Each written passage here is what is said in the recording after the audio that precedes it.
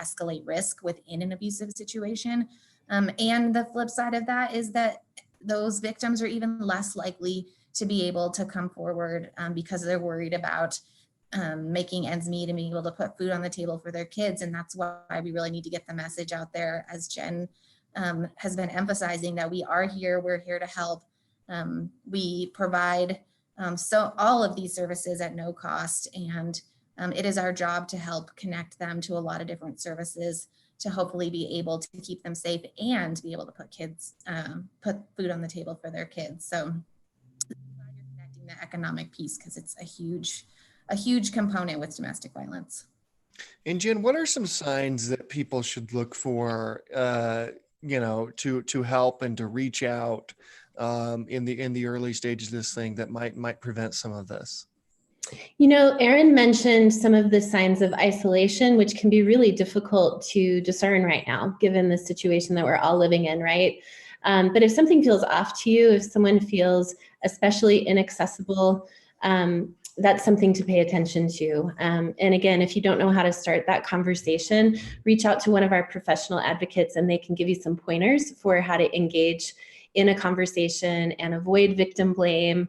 Often when we care about someone and we're scared for them, we can inadvertently blame them and shut down their trust. So one of the common questions we get all the time is like, why would she stay or why wouldn't she leave? Well, right now, that could be especially limiting, right? And limited. And so our advocates can help you start a conversation with people that you care about. If you're seeing high risk signs as well, we can help screen for that. We have an evidence-based tool called the Lethality Assessment Protocol, and any professional advocate that you engage with through our link line or through any of our member programs can help assess danger and risk levels. Some of the most dangerous things that we know from research, Clint, are if there's been a prior history of serious physical assault, if an abusive partner has tried to strangle someone before, if they've perpetrated physical violence when children are present, certainly if there's a firearm present,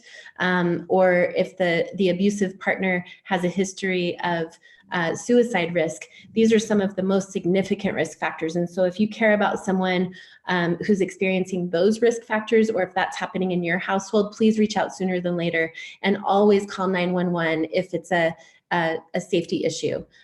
We want to help people with resources, and we also deeply value our law enforcement who across the state are more and more highly trained in responding to domestic violence, and they want to help everybody be safe too. So if it's a safety issue, call 911 and let the police determine if they need to get involved. If it's a resource issue, reach out to an advocate, or a safety planning issue. We want to be there for people for that too.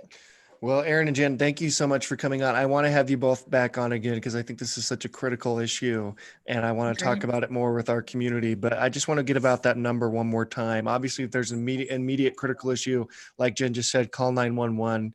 But the number to call otherwise is 1-800-897-LINK. And Jen, can you give the website one more time? I didn't write that down.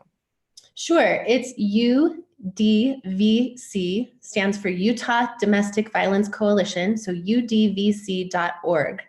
And there are tons of resources there where you can find our individual programs, safety planning tips, lots of great data, and lots of great signs and risk factors to watch for as well.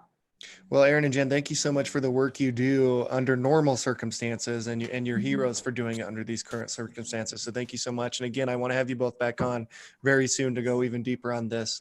Thanks for joining us. We'll see you again soon. Thank you.